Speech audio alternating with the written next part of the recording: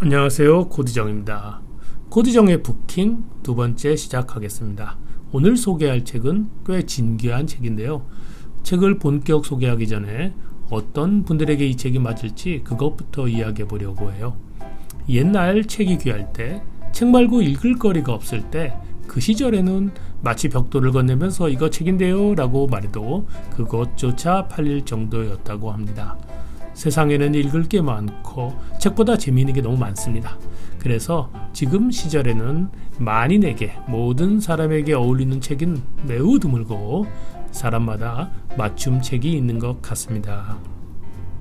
여행을 떠날 때 우리 마음은 아무래도 평소와는 달라지잖아요. 보통은 이런저런 이유로 책을 읽지 않는 사람조차 여행을 떠날 때에는 어딘가 마음이 풍성해져서 여유를 갖고 책을 좀 읽어볼까 하는 마음이 자연스럽게 생깁니다. 여행과 책, 그림처럼 사진처럼 어쩐지 풍경의 한 모습 같잖아요. 어디 비행기나 기차 안에서나 혹은 카페에서 평화롭게 읽을 수 있는, 그렇지만 너무 크지 않은 책, 가볍고 작은 그러나 내 마음을 채워줄 책, 그런 책이 있다면 좋겠지요. 오늘 코디정의 부킹에서 소개할 책이 그런 책입니다. 작고 가볍고 그러나 깊이 있는 그런 책이죠. 인생을 돌아보고 내 마음의 평화를 적셔줄 그런 책입니다. 여행 맞춤 책이라고 생각합니다. 독서에는 연령의 구분이 무의미하죠. 그런데 이따금 연령에 어울리는 책이 있기도 합니다. 고단한 인생을 살고 이제는 돌아와 거울 앞에 선 당신에게 어울리는 책이 있다면 좋겠죠.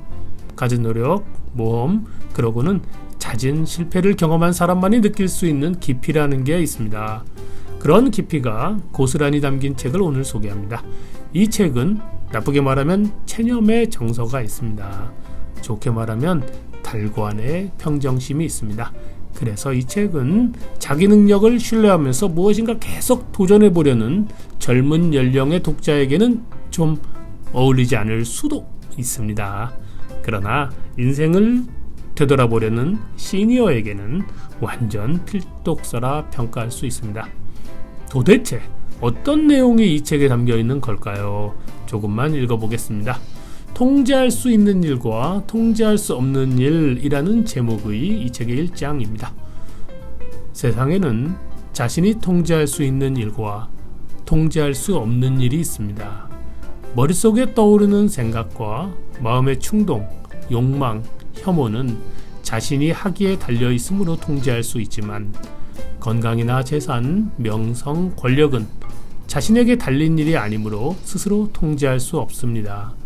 자신이 통제할 수 있는 것은 본래 자유롭고 제한이 없으며 아무런 방해도 받지 않지만 통제할 수 없는 것은 약하고 종속적이며 제약을 받습니다. 그러니 명심하십시오. 본래 종속적인 것을 자유로운 것으로 착각하거나 내게 속하지 않은 것을 내 것이라 착각한다면 좌절과 후회와 불행 속에서 남을 탓하다 결국 신까지 탓하게 됩니다. 하지만 내게 속한 것만을 내 것이라 여기고 남에게 속한 것은 남의 것이라 여긴다면 강요당하거나 속박당할 일은 물론이며 누구를 나무라거나 탓할 일도 없고 하고 싶지 않은 일을 억지로 할 필요도 없습니다.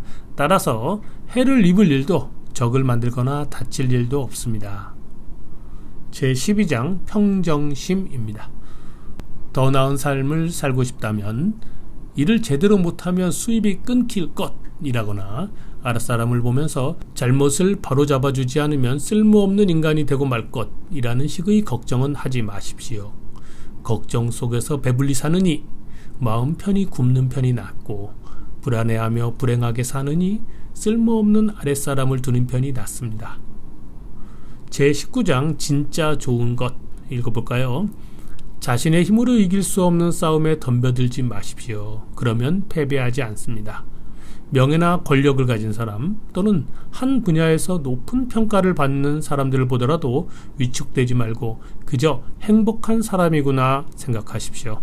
왜냐하면 진짜 좋은 것은 자신의 힘으로 통제할 수 있는 것들 안에 존재하기 때문입니다.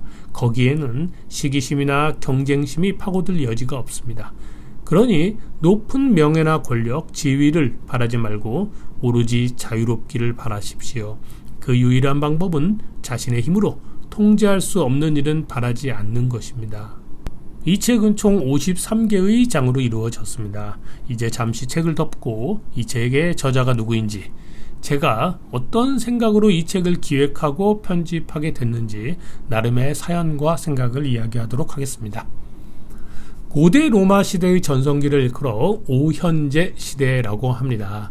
5명의 현명한 황제가 연이어서 로마를 통치하던 1세기에서 2세기 말의 시대를 말합니다. 마지막 황제가 명상록을 쓴 저 유명한 마르쿠스 아우렐리우스입니다. 이런 생각을 해볼 수 있겠죠. 그런 로마의 번영기에 말이죠. 어떤 철학이나 사상이 유행했고 또 어떤 철학자가 있었을까? 어떤 철학자가 살았을까? 그때 스토아 학파가 그 시대를 대표하는 철학이었습니다. 그리고 절름발이 노예였던 에픽테토스 할아버지가 이 시대를 대표하는 철학자였습니다. 자유로운 평정심을 가르친 에픽테토스는 역설적이게도 노예 출신의 사상가였습니다. 시청자 여러분께서는 다들 스토아 학파 들어보셨을 것입니다. 스토아 학파의 사상적 특징은 무엇일까요? 스토아 철학은 서양 정신사에서 중간계에 존재합니다. 그 전에 있던 고대 그리스 철학과 이후에 등장해서 유럽을 장악하는 기독교 사상을 이어주는 역할을 했습니다. 스토아 학파의 철학 잠시 설명하면요, 감각 넘어 피안의 세계에서 진리를 찾지 않는다는 점에서 고대 그리스 철학과 다릅니다. 우리가 살아가는 이 감각 세계에, 이 현실에 이미 진리가 구현되어 있다고 그들은 생각했기 때문입니다. 몸과 마음, 물질적인 것과 정신적인 것, 자연의 일부로 속한 것과 자연과는 좀 다른 것, 이 세상 삼라만상이 모두 신에 의해 창조된 것이므로 자연의 섭리는 곧 신의 섭리라는 세계관을 가졌습니다. 몸과 마음, 물질적인 것과 정신적인 것, 자연의 일부로 속한 것과 자연과는 좀 다른 것, 모두 자연의 섭리입니다. 모두 신이 창조한 것입니다. 그래서 못난 것도 신의 섭리요, 잘난 것도 신의 섭리가 되겠지요. 그와 같은 자연의 섭리에 따라 인생을 살면 자유를 얻을 것이요, 평정심을 얻을 것이며 행복해집니다. 어때요? 기독교 사상과 좀 비슷하다는 느낌이 들겠죠. 그러나 기독교의 주님을 모른다는 점에서 당연히 기독교 사상과는 다릅니다. 하지만 스토아 학파가 믿었던 신을 기독교의 신으로 바꾸는 것은 그다지 어려운 일은 아니었습니다. 신들을 신으로 바꾸기만 하면 되니까는요. 저는 이 로마의 번영기를 대표하는 스토아 철학에 관한 책을 몇 권 기획해보고 싶었습니다. 그런 기획 속에서 먼저 에픽테토스를 선택하게 된 것인데요. 전성기 로마 시대의 정신적 풍요로움을 현대를 살아가는 우리나라 독자들에게 전하고 싶었습니다. 잘 전하고 싶었습니다. 그러기에는 에픽테토스가 적격이라고 생각했습니다.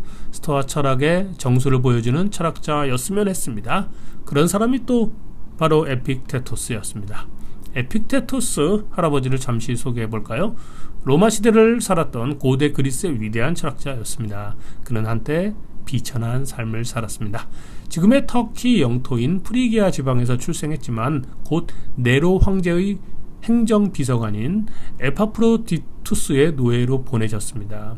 게다가 그는 절름발이 불구의 몸이었습니다. 하지만 머리가 굉장히 비상하고 영특했던 것 같아요. 주인은 어린 노예를 당대 스토아 철학자 가이우스 무소니우스 루푸스에게 보내서 가르침을 받도록 했습니다. 에픽테토스가 어쩌다 노예가 됐으며 언제 노예 신분에서 해방되었는지는 알려지지 않았습니다. 주인 에파프로디투스가 후일 도미티아누스 황제에 의해 처형을 당한 후 어떻게든 자유를 얻어 로마에서 철학을 가르치기 시작한 것 같습니다. 89년경, 서기 89년경 황제가 모든 철학자에게 로마를 떠나라는 추방령을 내렸습니다. 그때 에픽테토스는 그리스의 니코폴리스로 이주하여 노년까지 철학을 가르쳤다고 합니다. 평생 독신으로 무소유의 삶을 살았습니다. 저술을 남기지도 않았습니다. 그러나 그의 제자이자 역사가인 아리아노스가 스승의 말씀을 한자 한자 정성껏 기록했습니다. 그 기록의 일부가 담화록으로 오늘날까지 전승됐습니다. 그리고 담화록의 요약본이 엔케이리디온이라는 명칭의 책자로 묶였습니다. 우리말로 번역하면 핸드북이라는 뜻의 요약본이었습니다. 자, 여기서 제가 이 책을 기획하면서 중요하게 생각했던 점을 말씀드려보죠. 엔케 이리디오는 에픽테토스의 제자가 선생님 말씀 중에서 특히 잊지 말고 늘 기억하면서 귀중한 인생의 지침만을 요약한 기록입니다. 제자들은 암송할 정도로 매일 읽었을 것입니다. 책이 귀한 시절이었잖아요. 그러므로 엄청 소중하게 다루면서 읽었겠지요. 편집자로서 그런 마음이 현대 한국인에게 전해지기를 바랐습니다. 이 엔케 이리디온을 한국어로 출판하는 기획을 했다는 것입니다. 제가 생각한 세 가지의 어떤 희망이랄까 중요하게 생각했던 것, 그것은 다음과 같습니다. 첫째, 번역입니다. 우리말 번역은 스승과 제자의 진심이 전해지는 번역이기를 희망했습니다. 번역가인 신혜연 선생이 정말 멋지게 번역해냈죠. 실제로 로마 시대를 살았던 그들의 진심이 신혜연 번역을 통해 전해집니다. 둘째, 로마 시대 스승님의 목소리를 방해하는 온갖 현대적 개입을 배제하려고 했습니다.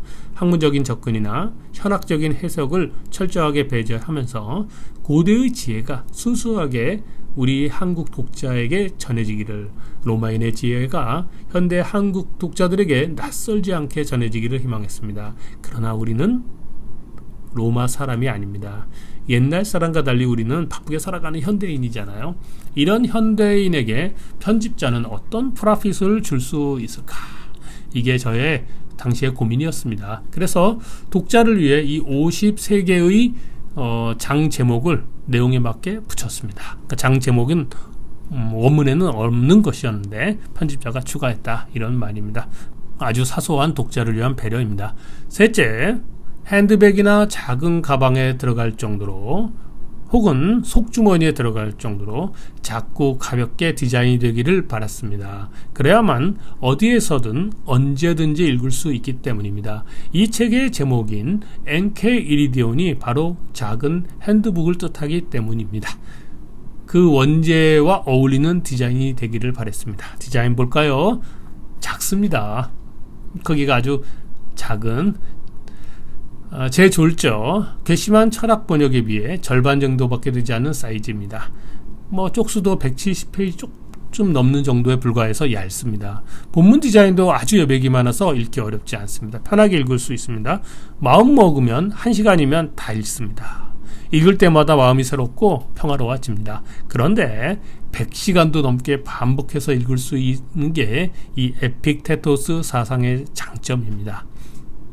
다시 책을 읽어보도록 해보겠습니다. 제25장, 같이 어울리는 사람 중에 더 인기를 끌거나 칭찬을 받거나 인정을 받는 사람이 있습니까? 그게 좋은 일이라면 그가 그런 대접받음을 기꺼이 받아들이십시오. 하지만 좋은 일이 아니라면 자신이 그런 대접을 받지 못한다고 슬퍼하지 마십시오. 그리고 명심하십시오. 자신이 통제할 수 없는 것을 얻기 위해 남들처럼 하지 않으면서 그들과 똑같이 대접받기를 기대하면 안 됩니다. 그들처럼 높은 사람의 집에 자주 찾아가지도 않고 시중 들지도 않으며 찬양하지도 않으면서 어떻게 그들과 똑같은 목을 얻겠습니까? 필요한 값을 치르지 않고 공짜로 얻으려 한다면 그것은 부당하고 탐욕스러운 태도입니다. 높은 사람이 여는 만찬에 초대받지 못했다면 그건 그 만찬의 값을 치르지 않았기 때문입니다. 그 값은 아첨일 수도 있고 시중을 드는 것일 수도 있겠죠. 그게 당신에게 이익이 된다면 값을 치르십시오. 값을 치르지 않고 얻으려 하는 건 탐욕스러운 바보나는 것이십니다. 만찬에 안 갔는데도 가진 것이 없다고요? 아닙니다. 당신에게는 그에게 칭찬의 말을 늘어놓지 않아도 되고 그의 집에서 그의 태도를 참아주지 않아도 되는 자유가 있습니다. 제45장, 아주 짧은 시간에 목욕을 끝내는 사람이 있습니까? 목욕하는 방법이 틀렸다고 말하지 말고 그냥 목욕을 빨리 한다고 하십시오. 술을 엄청 많이 마시는 사람이 있습니까? 안 좋은 습관이라고 말하지 말고 그냥 술을 많이 마신다고 하십시오. 그들이 무엇 때문에 그렇게 행동하는지 모르는데 그들의 행동이 잘못되었는지 어떻게 알 수 있겠습니까? 제30장에서 조금만 읽어보겠습니다. 당신이 허락하지 않는 이상 타인이 당신을 아프게 하지 못합니다. 타인이 당신을 아프게 할 수 있는 경우는 당신이 그 사람으로 인해 아프다고 생각할 때뿐입니다. 제35장 올바른 일. 반드시 해야겠다고 판단이 섰다면 세상이 뭐라든 당당히 하십시오. 올바른 일이 아니라면 시도 자체를 하지 말아야겠지만 올바른 일이라면 누가 잘못 알고 비난한들 두려워할 이유가 없습니다. 제38장 중에서 일부 또 읽어드리겠습니다. 자신의 힘으로 감당할 수 없는 역할은 맡지 않는 게 좋습니다. 그 역할을 제대로 해낼 수 없을 뿐만 아니라 잘 해낼 수 있는 역할도 못 맡게 되기 때문입니다. 제43장에서 모든 일은 두 가지 측면이 있습니다. 상황을 견딜 수 있게 해주는 측면과 견딜 수 없게 만드는 측면입니다. 예를 들어 부당하게 구는 형제가 있을 때 부당함의 측면에서 그 행동을 바라보면 견디기 힘듭니다. 하지만 그가 당신의 형제이고 함께 컸다는 점을 상기하면 참을 수 있습니다. 제8장 읽어드릴게요. 되게 짧습니다. 이거 한 문장인데 이게 스토아 학파 에픽테토스의 철학의 핵심이지 않을까라고 생각해 봅니다. 제8장 세상 만사 바라는 대로 되기를 바라지 말고 되어가는 대로 받아들이십시오. 그러면 삶이 평온합니다. 시청자 여러분 중에서 조만간 여행하시려는 분에게 이 책은 아주 따뜻한 친구가 될 만한 책입니다. 여행 경비 중에서 10,000원, 10,000원 정도는 크지 않잖아요. 그런데 그 돈으로 여행이 달라집니다. 인생을 되돌아보는 시니어 여러분에게는 거의 필독서에 가깝습니다. 최선을 다해 멋지게 늙어가려는 웰 에이징을 하시려는 분들에게 정신적인 에너지를 주는 책이라 하겠습니다. 도서관에서 빌려보십시오. NK 리디온 내 맘대로 되지 않은 세상에서 살아날고 싶을 때 고디정의 부킹이었습니다. 감사합니다.